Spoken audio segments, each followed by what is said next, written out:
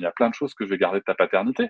Le fait d'avoir une énorme liberté, une énorme autonomie autour de la maison qui, à mon époque, était géniale et que je veux vraiment reproduire avec mes enfants parce que je pense que c'est important. Ce sont des libertés que les enfants perdent de plus en plus et c'est important pour eux et pour elles de pouvoir se développer là-dedans.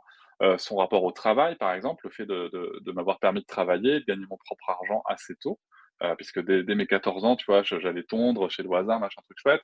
Il me trouvait des copains à lui qui avaient besoin de peindre des volets, des trucs comme ça, tu vois? Ça, c'était super.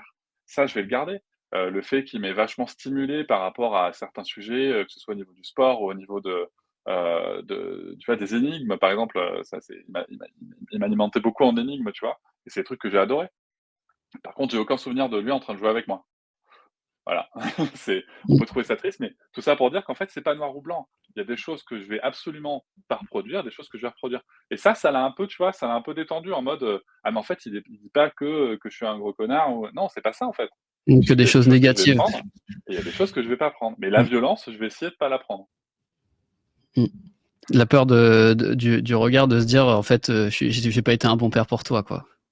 Et Bah, c'est pareil, c'est pareil, je pense que